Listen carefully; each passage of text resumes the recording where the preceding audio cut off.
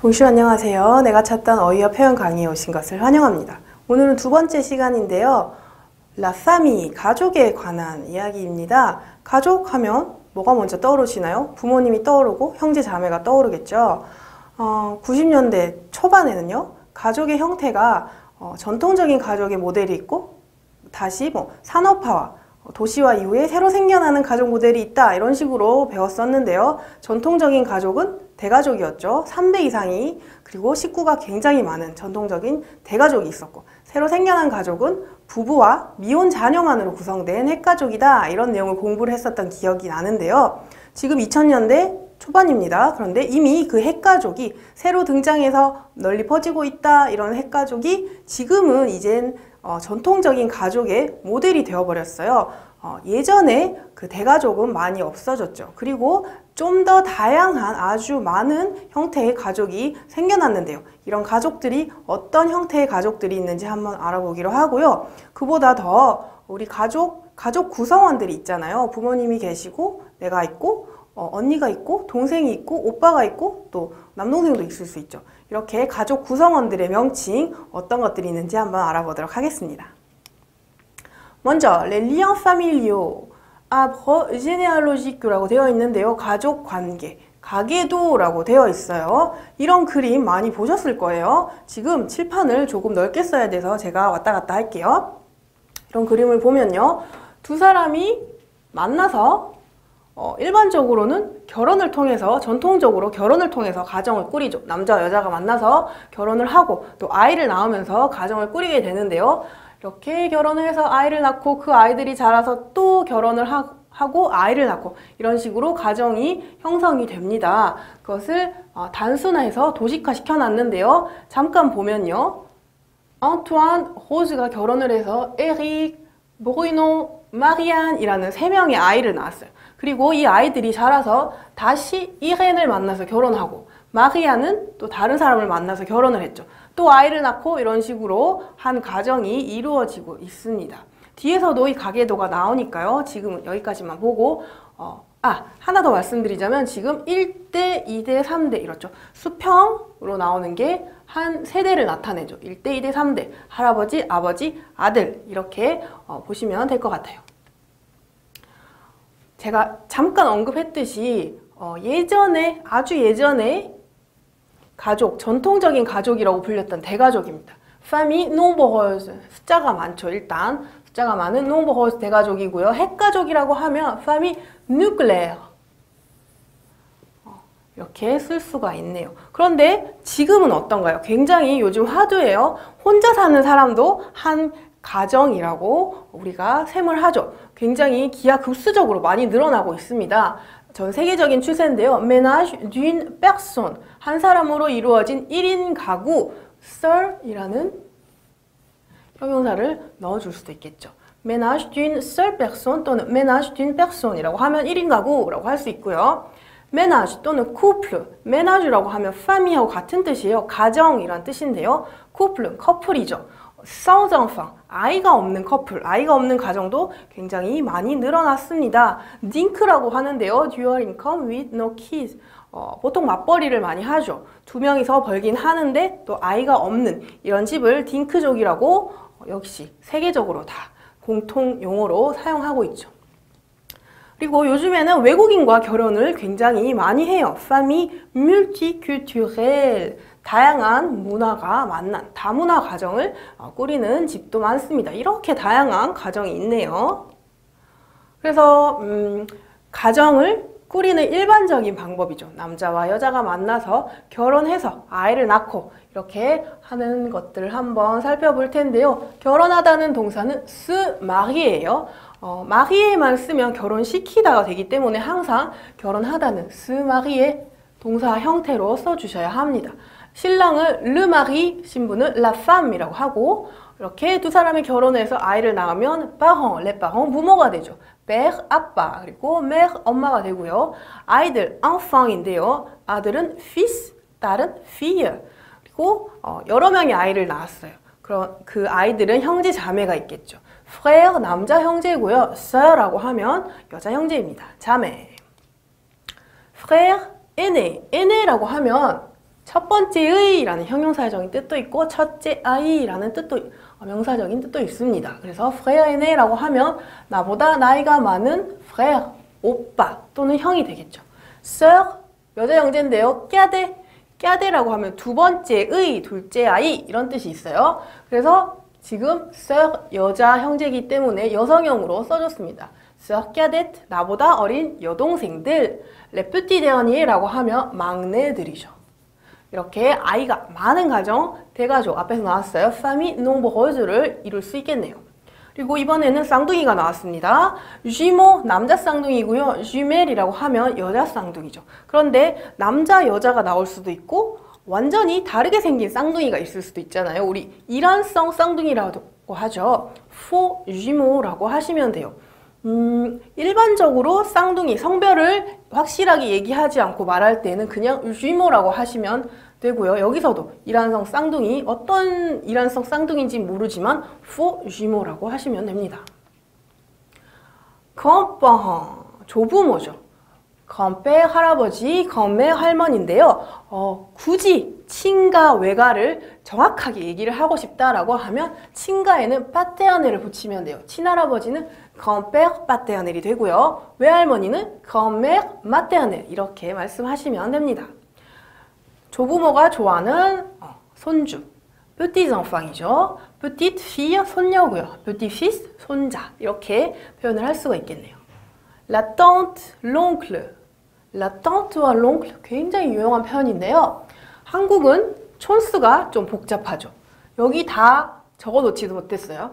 숙모, 이모, 고모 굉장히 많은 큰엄마도 있을 수 있고 작은 엄마도 있을 수 있고 굉장히 많죠. 그리고 삼촌, 이모부, 고모부 굉장히 또 다양한 남자 친척들이 있습니다. 촌수가 복잡하고 어떻게 불러야 될지 잘 모를 수도 있는데요. 프랑스는 간단하게 여자 친척은 la tante, 남자 친척 l'oncle 이렇게 하나로 다 묶어서 얘기를 할 수가 있고 la nièce, 여자 조카예요. le neveu, 남자 조카고요. le cousin, la cousine은 사촌입니다. 사촌인데요. germain이라고 괄호 안에 지금 들어있는 단어는 피가 같은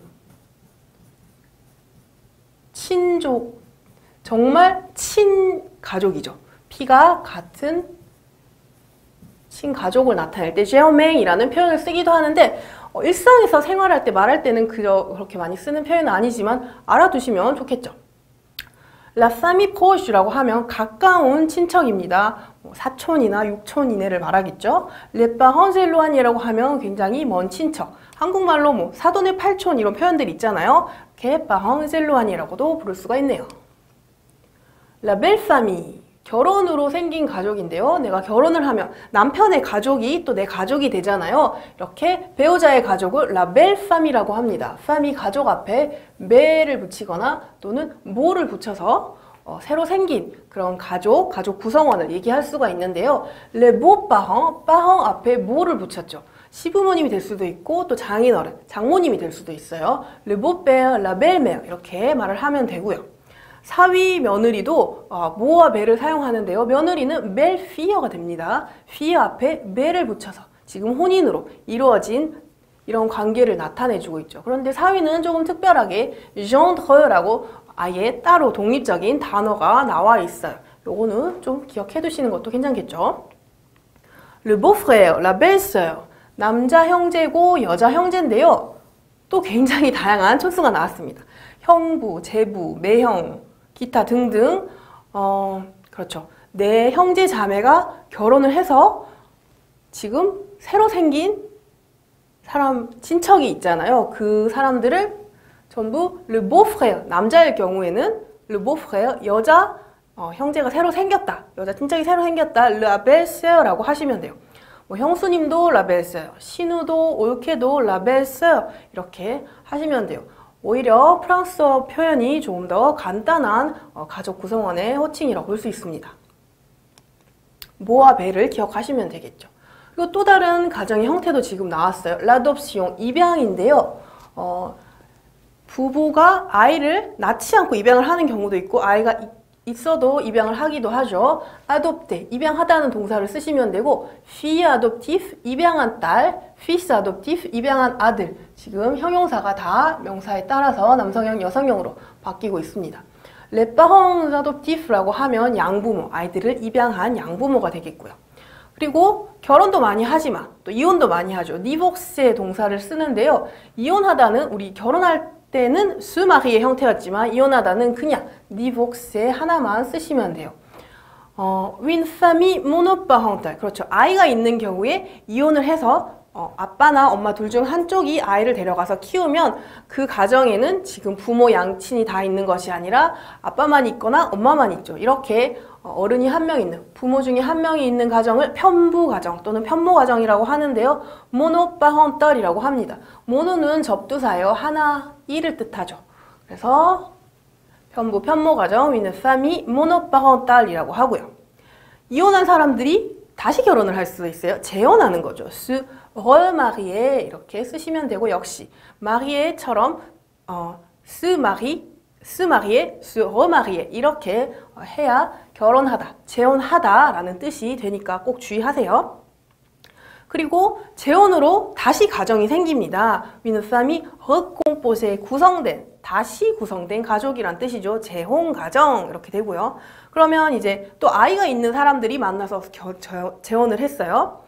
그러면 새엄마가 생기고 새아빠가 생기고 또 이복 형제가 생기죠. 이때에도 우리 아까처럼 모와 벨을 적절하게 이용하시면 돼요. 새엄마는 la belle-mère, 새아빠는 le beau-père가 되고요.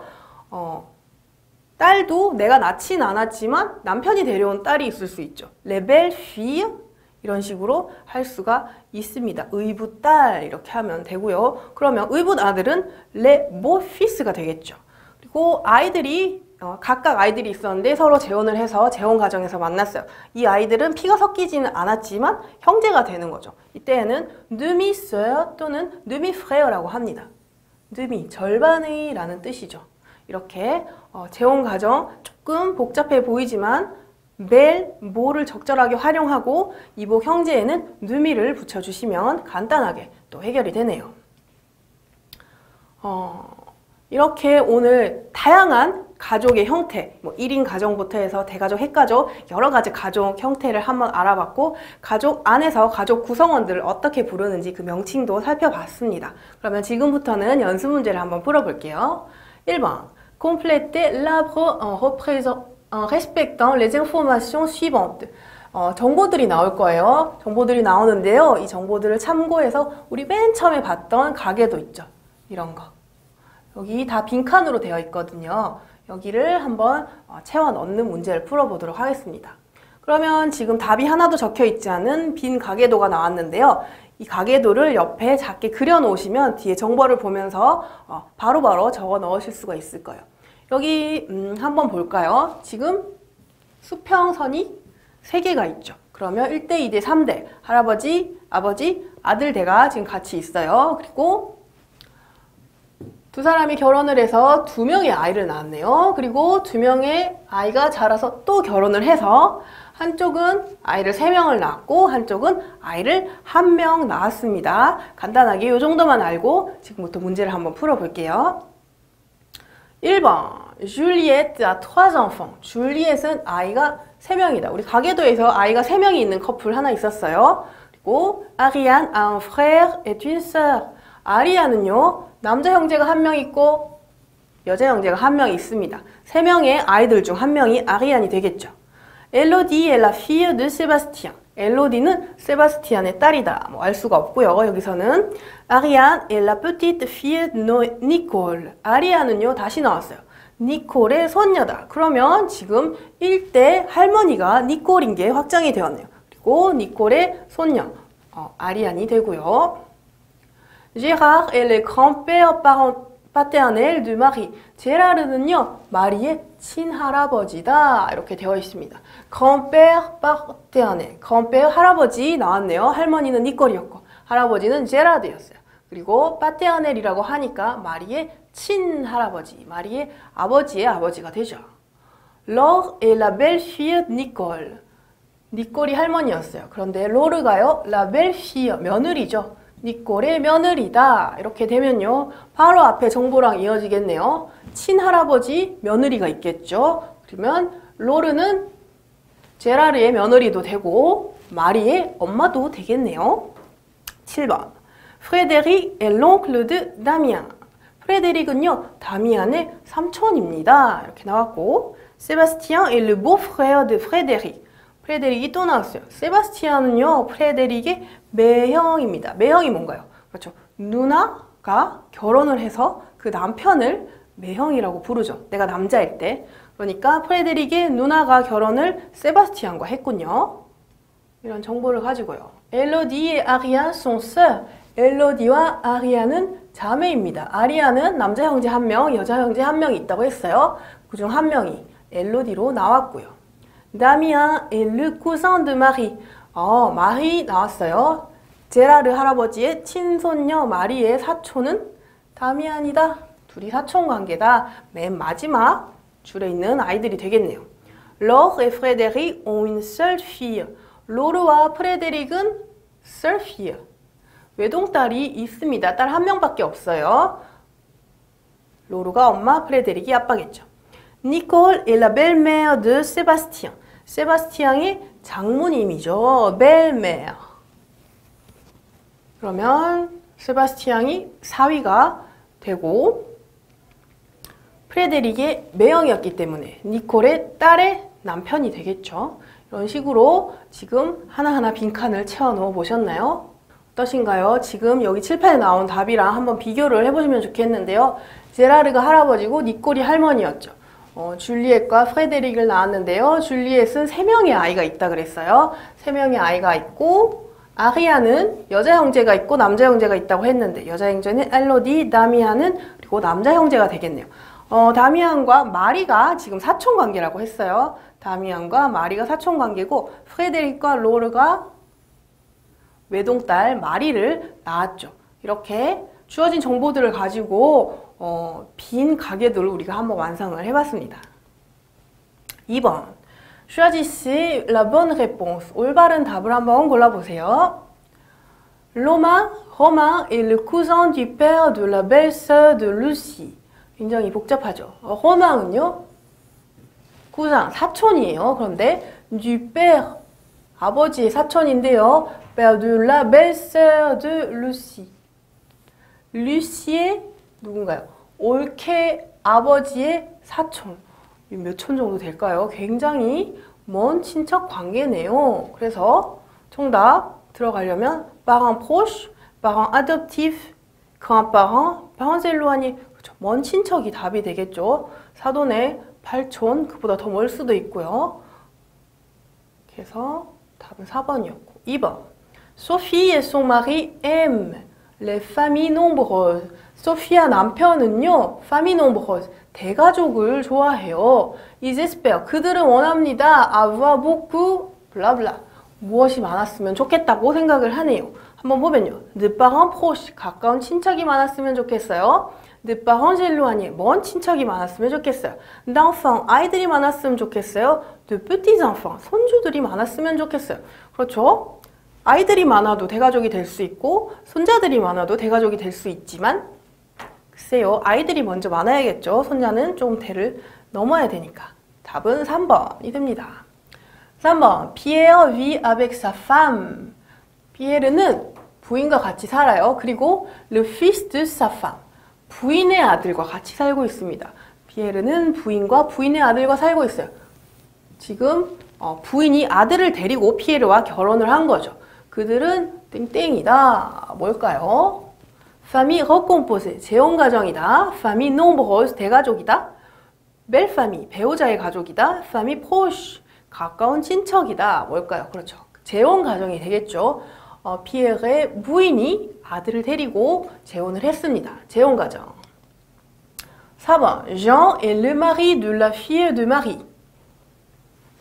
장은 남편이에요. de la fille de Marie. 마리의 딸의 남편입니다.